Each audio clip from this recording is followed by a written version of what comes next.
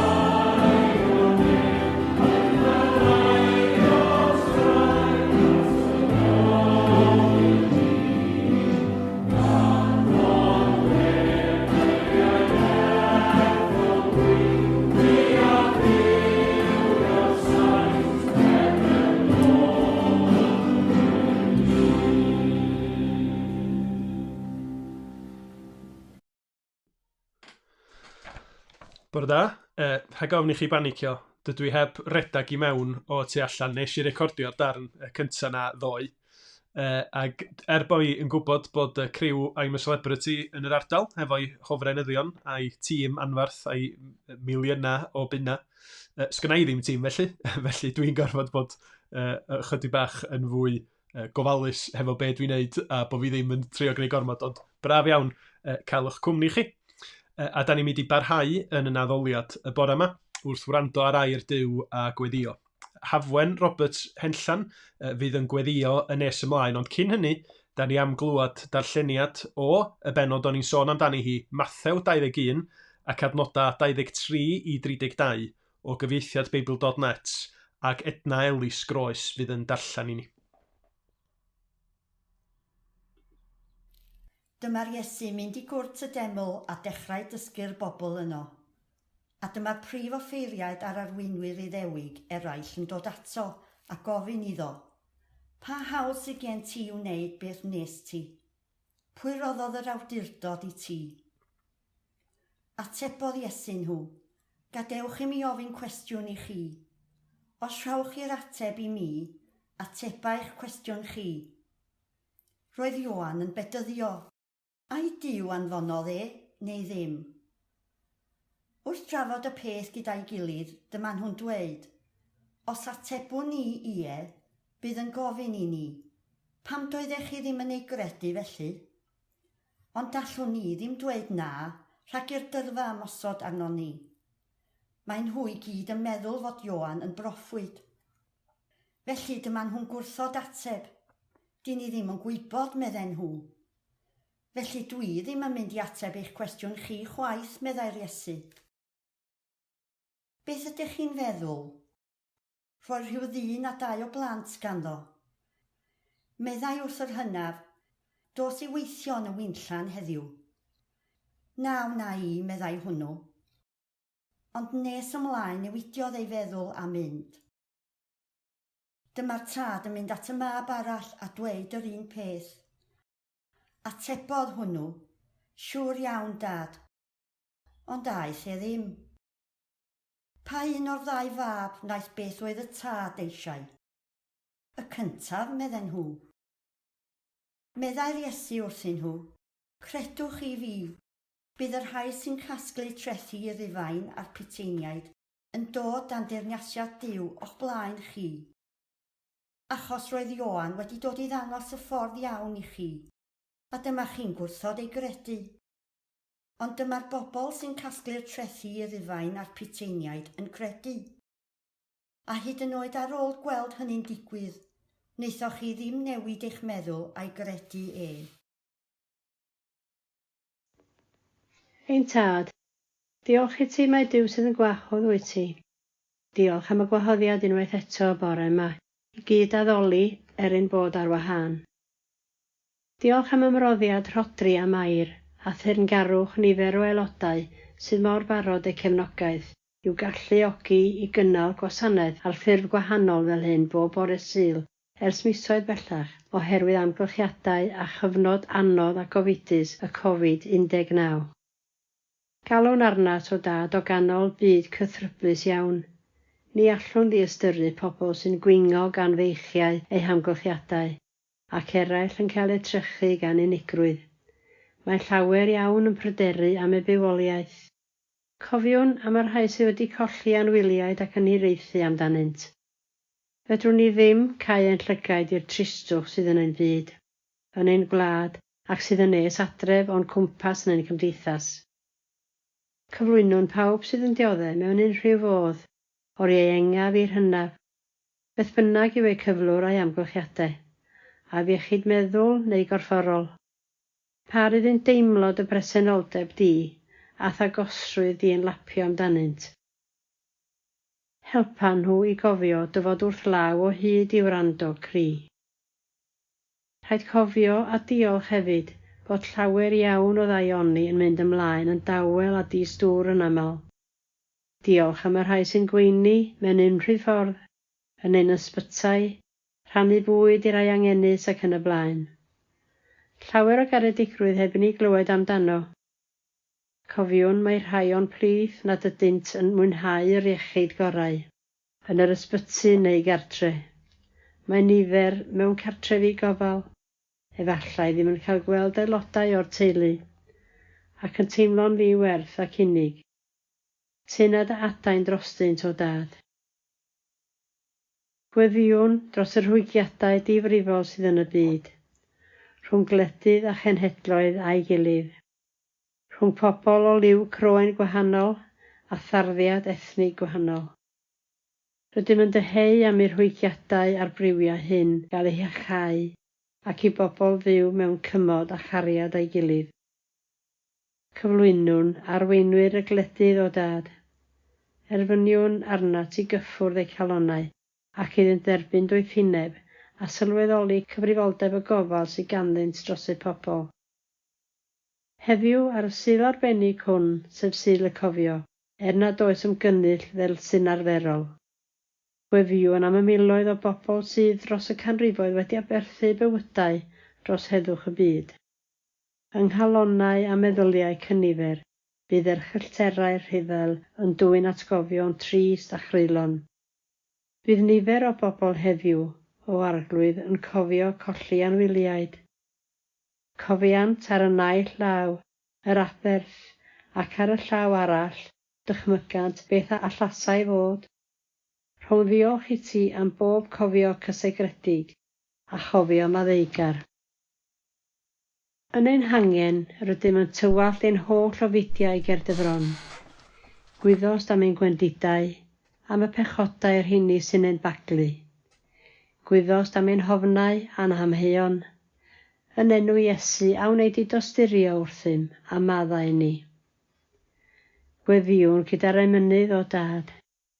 Arglwydd wrth i'n heddiw wynebu angen byd. Yn newyn am gyfiawnder, am fara a hedd ynghyd. Mae eisiau llygaid newydd a dwylo i ddal yn dyn. O, newid ni ath ysbryd, rhyddha ni, gwna ni'n un.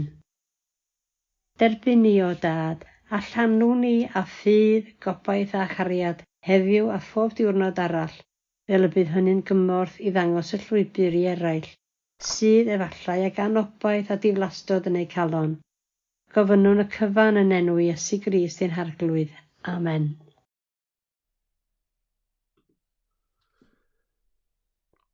Wel, gai ddiolch fawr iawn i Hafwen ac i Edna cynt am y darlleniad. Pwy sgan yr hawl a beth sy'n rhoi yr hawl hwnnw i rhywun? Pa hawl sgyn ti? Neu rhywbeth arall da chi wedi glywed o bosib mewn ffilmiau neu ar teledu. Who died and made you king? Boed ni'n siarad am gyfyngiadau Covid-19 neu yr ymatab i etholiadau, mae awdurdod a hawl i wneud pethau yn byncia llosg yn dydyn. Ond tasan ni'n bod yn onest, maen nhw'n byncia llosg, nid yn unig yn wleidyddol, ond yn bersonol hefyd. Hyd yn oed o oed ifanc iawn, mi fyddwn ni yn brwydro am awdurdod. Brwydro am yr hawl i wneud be da ni isio, a brwydro yn erbyn yn aml awdurdod pobl eraill. Hyd yn oed mewn ysgolion cynradd, mor aml mae yna ffraeo ynglŷn â pwy ydy'r bos, pwy sy'n cael gosod yr rheola ar gyfer y gêm. Pam? Mae o'n reddf yna ni'n dydy. Mae statws, yr gallu, yr awdurdod i wneud be da ni isio yn rhywbeth sydd yn ddefn yna ni. Ac wrth gwrs mae o hefyd yn rhywbeth sydd yn gallu arwain at ddrygioni difrifol a thensiynau rhwng gwahanol bobl. A doedd dyddiau gweinidogaeth Iesu Grist yn ddim gwahanol i hynny. Fel da ni wedi gweld yn darlleniad ni o Mathew 21. Be sy'n digwydd yma ydy trafodaeth rhwng Iesu Grist a rhai oedd wedi arfer arwain Israel yn grefyddol. Prif offeiriaid y deml a heniriaid y bobl. A mae'n amlwg bod Iesu wedi codi grwchyn nhw mewn rhyw ffordd. Achos maen nhw'n dod at Iesu ac yn gofyn iddo fo'n blaen yn adnod 23, pa hawl sgyn ti i wneud be nes di? Pwy roddodd yr awdurdod i chdi? Ond tybed sut fysa chi a finna yn ymatab mewn sefyllfa debyg? Ella bod chi wedi cael y profiad yn ddiweddar, deud y gwir, hefo'r heddlu yn eich stopio chi, yn gofyn o lle da chi wedi dod a lle da chi'n mynd oherwydd bod na gyfyngiadau. Ond gobeithio, os da chi wedi cael rhyw ymwneud felly bod chi wedi gallu bod yn raslo a dweud, wel, dim ond gwneud I gwaith ma nhw. Da ni'n sylweddoli bod ti'n sefyllfa anodd I bawb. Ond be tasa na rhywun o'r cyngor yn dod i'ch tu chi? Crocio ar y drws ac yn deud nad os gynnwch chi hawl I dorri y goedan yna yn yr ardd. Sut ydych chi'n teimlo felly? Neu o bosib dod i'ch gwaith chi, i'ch ffarm chi, ac yn deud mae dyma'r unig ffordd da chi'n cael gwneud rhywbeth da chi wedi bod yn ei wneud yn wahanol. Ond I fasa ni'n bod yn eitha amddiffynol, yn trio cyfiawnhau y ffordd da ni yn gwneud pethau, yn amddiffynol pan mae yna rhyw fath o her i'n awdurdod ni, ac yn gallu mynd yn eitha blin. Ond nid felly da ni'n gweld Iesu Grist yn ymatab yna ci, diolch byth.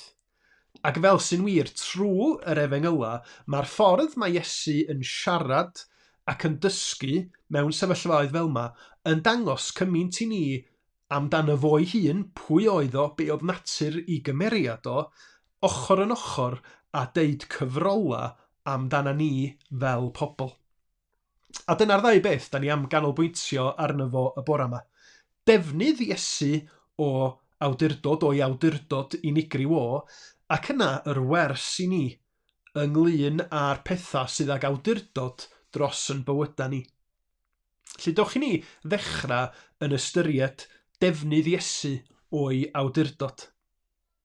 Fel da ni wedi clywed mewn dadleuon gwleidyddol di-ri dros y blynyddoedd dwytha yma, nid lle mae awdurdod neu faint o awdurdod sy'n cyfri, ond be sydd yn cael ei wneud o'r awdurdod yna. Ac yn achos Iesu Grist, be da ni'n ei weld ydy bod o'n arfer I awdurdod di-gyffelyb, nid mwyn I hun, neu statws I hun, ond mwyn pobl eraill, wrth iddo fo I fyddhau i'w dad, a rhoi gogoniant i'w dad trwy I weinidogaeth. Ond os oeddech chi di ymuno wsos dwytha, mi oedda ni yn edrach ar yr hanes hwnnw lle oedd Iesu yn y storm yn doddan. A Iesu yn dangos I awdurdod fel Duw yn gostegu'r storm, a'r frawddeg gofiadwy honno gan y disgyblion welodd y cyfan yn digwydd. Pwy di hwn? Mae hyd yn oed y gwynt a'r môr yn ei fyddhau iddo. Meddyliwch am y sefyllfa honno, y Duw hollalluog mewn cig a gwaed, y creawdwr yng nghanol I greadigaeth, ond eto, pan mae o yn defnyddio I awdurdod mewn ffordd amlwg, mae o'n gwneud hynny'n achlysurol ac yn bwrpasol. Ond be dwi'n meddwl wrth ddeud hynny? Wel, doedd Iesu Grist ddim yn cerdded o gwmpas Israel yn Jerusalem neu yn Galilea, fel ydych chi'n gweld yr arwyr yma yn gwneud mewn ffilms superhero sy'n mor boblogaidd dyddi yma. Mae rhaid I fi gyfadda, dwi ddim yn fan, felly dwi'n gobeithio bod fi ddim yn gwneud camgymeriad yn cyfeirio atyn nhw. Ond dwi wedi gweld digon o olygfeydd lle mae'r arwyr yma a'i grymoedd rhyfeddol yn cerdded trwy ddinasoedd a mae pethau'n chwthu fyny o'i cwmpas nhw, neu mae I gelynio nhw, dega ohonyn nhw yn disgyn, yn syth bin oherwydd I gallu nhw. Nid felly oedd Iesu Grist nac I. Roedd o'n edrach fel unrhyw ddyn arall yn ei gyfnod o. Ac mi wnaeth o brofi dioddefaint, poen a siom aruthrol yn ystod I weinidogaeth. Ac wrth gwrs dyna pam bod Iesu Grist yn un mor odidog fel a chybwr, fel ffrind a brawd I ni sydd yn gallu cydymdeimlo yn llwyr â ni yn yn hangen a'n gwendid. Mae o di bod yna o'n blaena ni. Ac yn yr hanes hwn, da ni yn gwrando arno fo o Mathew 21 heddiw, be da ni'n ei weld ydy Iesu yn ymatab I her i'w awdurdod o mewn ffordd. Ond eto mae yna amcan, mae yna bwrpas i'r ffordd mae o yn ymatab iddyn nhw. meddyliwch pam bod yr arweinwyr crefyddol yma wedi gofyn i Iesu pa hawl sgyn ti o lle mae awdurdod wedi dod. Be oedd o di wneud i harwain nhw i ofyn y fath gwestiwn?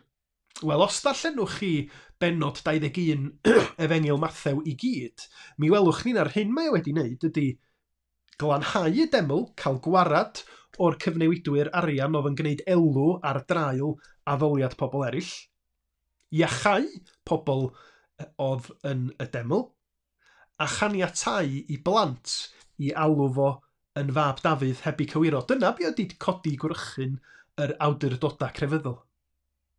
Iesu ydy'r Mesia, mab Duw, ond mi gafodd o'i groesoelio mewn ffordd warthus o gyhoeddus hefo lladron naill ochr iddo fo. Iesu ydy Duw yn y cnawd a rybuddiodd i ddisgyblion i beidio lordio dros bobl eraill fel y gwelwn ni yn Marc 10 adnod 45 lle ddudodd Iesu. Oherwydd mab y dyn yntau, ni ddaeth i gael ei wasanaethu, ond i wasanaethu, ac i roi ei einioes yn bridwerth dros lawer. Ac yn yr ymwneud yma hefo'r awdurdodau crefyddol, yn Mathew 21, mae rhaid i ni beidio meddwl bod Iesu fel tasa fo yn dwyllodrus, yn trio dangos i glyfrwch neu hun, hefo ryw, haha, sbiwch, dwi wedi cael y gorau arna chi. Unwaith yn hagor i amcan o ydy gogoneddu Duw a thrio dangos i'r rhai mae o'n siarad efo nhw, yr awdurdodau crefyddol, a'r dyrfa sydd yn gwrando o'r peryg sydd yn ei wynebu nhw. Mae nhw yn gofyn cwestiwn i Iesu am ei awdurdod o, a mae Iesu yn ymatab trwy ofyn cwestiwn yn ôl. A rhag ofnwch bod chi'n ddrwg dybus, mae rhaid i ni gofio mae dyma arferiad y cyfnod. Fel yn ein diwylliant ni, wel, cyn Covid, mi fysa pobl yn cyfarch ei gilydd trwy ysgwyd llaw, ond mewn diwylliant gwahanol mi fysa nhw yn debygol o gusanu neu cofleidio. Yn niwylliant Iesu Grist, mi oedd rabi yn dysgu trwy ddeialog, felly mi oedd hi'n ffurf i ddewig gyffredin iawn o drafod pwnc trwy ymatab i gwestiwn wrth ofyn cwestiwn arall. A dyna mae Iesu yn ei wneud. A be mae o'n wneud ydy cyfeirio at Ioan Fedyddiwr. A mae'n gofyn cwestiwn, ddaeth Ioan Fedyddiwr o'r nef neu o'r ddaear? Hynny di, oedd hi awdurdod o'n dod gan Dduw neu awdurdod dynol yn unig oedd ganddo fo? Ac os da chi'n cofio nôl i hanes Ioan Fedyddiwr, mi oedd o'n ddyn unigryw yn doedd. Dyn yn yr anialwch yn gwisgo dillad o flew camel ac wedi cael dipyn o enw am bregethu yn rymus yn rhybuddio pobl o farn Duw ac yn pledio arnyn nhw i edifarhau i droi i ffwrdd o'i ffyrdd bechadurus o fyw ac i gael ei bedyddio fel arwydd o'r edifeirwch hwnnw. Fel mewn gig neu mewn rhyw fath o gyngerdd, mae gennych chi warm-up act cyn y main event. Os liciwch chi, Ioan Fedyddiwr oedd warm-up act Duw cyn i'r main event, cyn i'r Mesia Iesu Grist i hun ddod. Mae Beibl yn deud na Ioan Fedyddiwr oedd yr un nath Duw i anfon i baratoi y ffordd cyn dyfodiad y Mesia. Felly, mi ddylia Ioan Fedyddiwr fod wedi cael ei groesawu yn dylsa gan brif offeiriad, gan yr arbenigwyr yn yr Hen Testament, yr arweinwyr crefyddol. Oedd o'n wedi cael ei anfon gan Dduw i wneud gwaith arbennig. Ond chafodd o moi dderbyn.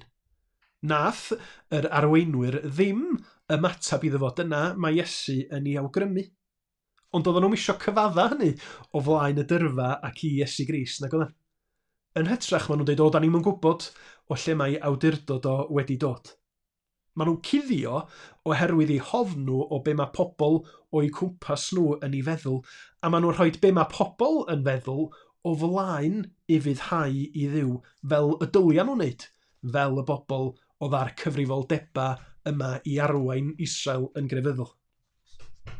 Felly, yn y sgwrs yma rhwng Iesu a'r awdurdodau crefyddol, sylwch bod Iesu yn awgrymu'n gryf trwy y cwestiwn yma bod ei awdurdod o yn dilyn awdurdod Ioan Fedyddiwr. Fel yr oedd Ioan wedi cael ei anfon a'i nerthu gan Dduw, mi nath y Meseia, mi nath Iesu ei hun yn yr union rhan un ffordd gael ei anfon gan Dduw. Mae yna gysondeb rhwng Ioan Fedyddiwr a Iesu Grist, ac os oedd yr arweinwyr ddim yn derbyn Ioan Fedyddiwr, yna mae o yn sefyll i reswm nad oedden nhw'n mynd i fod yn fodlon derbyn yr un oedd Ioan Fedyddiwr wedi cyfeirio pobl ato fo, Iesu Grist ei hun. Ac yna mae Iesu yn defnyddio dameg mwyn dysgu ymhellach. Ac ar ddiwedd y dameg mae'r wers yn dod. Yr wers i'r arweinwyr ac i'r dyrfa, ac wrth gwrs y wers i chi a finna heddiw hefyd. Yn y ddameg mae yna ddau fab. Un yn deud i fod o am wneud rhywbeth, ond ddim yn gwneud hynny. A'r llall ddim yn mynd i wneud ar y cychwyn, ond yna yn newid i feddwl ac yn gweithredu ar y diwedd. A'r cwestiwn mawr gan Iesu. Pa un sy'n gwneud ewyllys y tad? A'r atab, yn amlwg, ydy'r ail. Ydiwch chi, am munud. Yr ail sydd wedi gwneud ewyllys y tad. Ac ergyd Iesu ar ddiwedd y ddameg yma ydy bod angen i'r bobl sydd yn honni bod yn bobl Dduw, ond ddim yn dangos hynny yn ei bywyda, bod angen iddyn nhw fod yn ofalus ac i sylweddoli'r peryg maen nhw yn nhw, oherwydd y tebygrwydd ydy bod nhw'n llawer pellach i ffwrdd o deyrnas Dduw nag yr oedden nhw'n dychmygu. A deud y gwir, mae Iesu'n pwysleisio ac yn deud mae'r rhai anisgwyl, y pechaduriaid amharchus yn y cyfnod, y bobl amhoblogaidd ac aflan yng ngolwg yr arweinwyr crefyddol, nhw, y casgwyr trethu a'r Piteiniaid, fydda'n cael eu croesawu i mewn i deyrnas Dduw. Pam? Oherwydd i bod nhw wedi credu, i bod nhw wedi edifarhau, a'r awdurdodau crefyddol wedi gweld hynny a heb ymatab i'r hyn oedd yn digwydd, mi natha nhw barhau i wrthod credu. Mae hyn i gyd yn gwneud i chi a finna ofyn cwestiynau am yn bywydau ni'n hunin, yn dydi? Sut ydyn ni'n byw? Ydyn ni'n meddwl bod ni'n iawn ond bod yn bywydau ni ddim yn amlygu gwaith Duw, ddim yn amlygu yn ffydd ni, bod o'n ffydd fyw trwy nerth yr ysbryd glân. Sylwch yn fama bod Iesu yn ei gariad rhyfeddol yn dangos i bobl y rhwystra sy'n ei hatal nhw rhag caniatáu i Dduw ac iddo fo ei hun fel mab Duw, rhag bod yn arglwydd ar ei bywydau. Fel arfer, pan mae yna drychineb yn digwydd, mae llywodraethau yn tueddu i gynnal ymchwiliad i'r trychinebau hynny. Boed o'n Hillsborough neu'n fwy diweddar y golled erchyll honno yn Hŵr Grenfell yn Llundain, mae yna ymchwiliad i ofyn cwestiynau. I ni gael dysgu gwersi fel nad ydy'r un peth byth yn digwydd eto. Ond mae Iesu yn dysgu cyn i'r drychineb derfynol ddod. Mae o'n dysgu trwy rybuddio a dangos pethau ni amdano ni'n hunin a'n bywydau sydd yn mynd i beri problema sydd yn mynd i gwahanu ni oddi wrth Dduw. Os cofiwch chi, yn achos y dyn ifanc cyfoethog sydd yn dod at Iesu ac yn gofyn athro da beth sy'n rhaid i mi wneud i etifeddu bywyd tragweddol, mae Iesu'n dangos iddo fo na i gyfoeth a'i feddianna fo ydy'r broblem. Dyma di'r rhwystyr rhag caniatáu i Iesu fod yn arglwydd ar ei fywyd o. A trwy y Beibl, mae Duw yn gwneud yr un fath, yn dangos i bobl be ydy'r hyn sydd yn eilyn iddyn nhw, yn rhwystyr rhag caniatáu iddo fo reoli. Yn achos y ymwneud yma rhwng Iesu a'r awdurdodau crefyddol, be mae pobl eraill yn ei feddwl ydy'r broblem, i statws nhw sydd yn dod gynta. Rhaid ni gofio trwy'r Beibl bod Duw yn dangos na yn calonna ni, perthynas go iawn hefo'i bobl mae o yn dymuno i gael, nid gweithredoedd gwag yn unig. Mae o'n dysgu trwy'r Beibl, y gall pobl ymddangos fel i bod nhw'n bobl grefyddol ond bod yn bell iawn ohono fo. Lle mae pobl sydd ar y cychwyn wedi byw bywyda eithriadol o amheus wrth iddyn nhw glywed y newyddion da, mae nhw'n gallu ymateb trwy ffydd a cychwyn byw bywyd newydd trwy adael i ddiw deyrnasu ni bywyda nhw. Felly, mwyn i ni gymhwyso hyn i ni'n hunin, dewch i ni feddwl, pwy neu be sydd ag awdurdod dros yn bywyda ni ar hyn o bryd? Wan yn reddfol ella, pan da chi'n clywed y cwestiwn yna, da chi'n meddwl, wel neb, fi sydd ar awdurdod dros y mywyd yn hun, dos o neb arall yn cael deitha i be i wneud.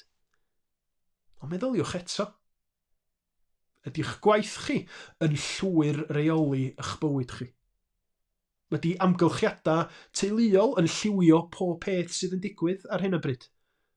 Os felly, dyna'r pethau sydd ar awdurdod dros chi. Be am ofna? Mi fysa fo yn ddigon naturiol i ofna am y sefyllfa da ni'n ei wynebu ar hyn o bryd fod yn dylanwadu'n enfawr.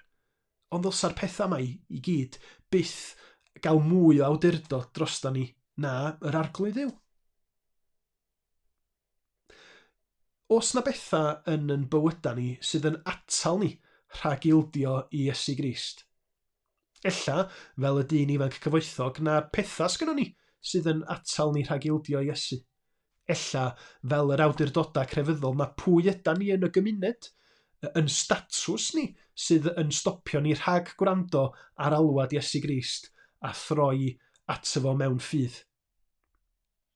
Cofiwch bod mab Duw wedi dod i'r byd ac wedi defnyddio i awdurdod dwyfol yn bwrpasol gan mai fo ydy y gwaredwr, yr achubwr.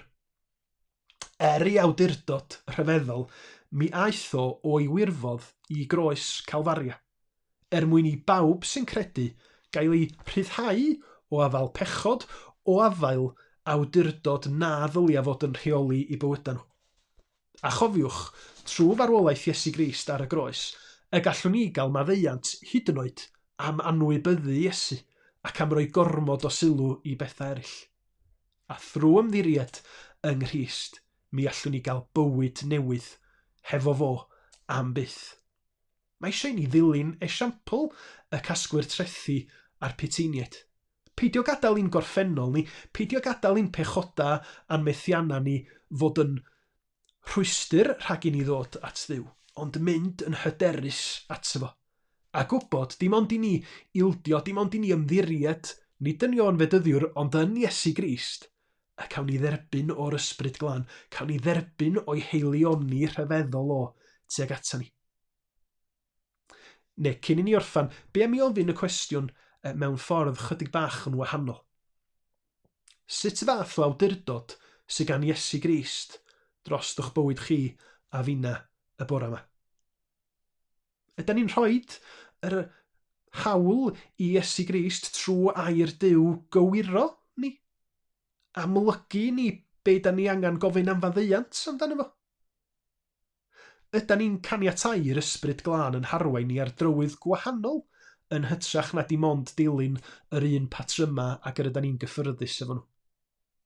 Achos be mae Iesu'n ei ddeud yn ei ymwneud ar arweinwyr crefyddol yn fama ydy y bobl sydd yn credu, y bobl sydd yn edifarhau yn cychwyn bywyd newydd yn ymddiried yn efo sydd yn mynd i ganiatáu i Dduw deyrnasu ni bywyda nhw. Dwi am orffan trwy ddyfynnu o wahoddiad enwog Iesu Grist i bobl yn Mathew pennod 11, ond dwi'n mynd i ddyfynnu fo'n llawn o Beibl.net achos sylwch ar bwyslais Iesu. Mathew 11, adnod 28 i 30. Iesu'n deud, dewch ata i, bawb sy'n cael eich llethu gan feichiau trwm a rhof i orffwys i chi. Dewch gyda mi o dan fy iau, mwyn i chi ddysgu gen i. Dwi'n addfwyn ac yn ostyngedig a chewch chi orffwys. Mae fy iau i yn gyffyrddus a dwi ddim yn gosod beichia trwm ar bobl. Dod at Iesu, derbyn gorffwys ia, trwy ddod o dan i iau o, derbyn i awdurdod a'i ddysgeidiaeth o, a sylweddoli bod y beichia yna ddim byd i gymharu hefo'r hyn da ni'n ganiatáu i reoli'n bywyda ni ar hyn o bryd. Diolch i chi i gyd am ymuno. Gobeithio bod chi wedi cael bendith, ac dwi'n gweddio y byddwn ni'n parhau i brofi bendith yn myfyrio ar y pethau yma dros yr wythnos nesaf. Wel, dos na ddim sgwrs Zoom bora heddiw, felly allwch chi ar ddiwedd yr oedfa fynd i gael eich panad, ond mi fyddwn ni gobeithio yn trefnu sgwrs efo'n gilydd wythnos nesaf. Ond da ni am orffan y bora yma eto yn gwrando neu'n canu hefo un o emyna Williams Pantycelyn. Rhif 340 ydy'r emyn hwn sydd yn sôn am eiria ac am awdurdod Iesu Grist a'n dyhead ni ar ei Grist deyrnasu yn bywyda ni. 340 caneuon ffydd. O llefara addfwyn Iesu, mae dy eiriau fel y gwyn, oll yn dwyn i mewn dangnefedd ac sydd o anfeidrol rin. Mae holl leisiau'r greadigaeth, holl ddeniadau cnawd a byd, wrth dy lais hyfrytaf tawel yn distewi a mynd yn fyd.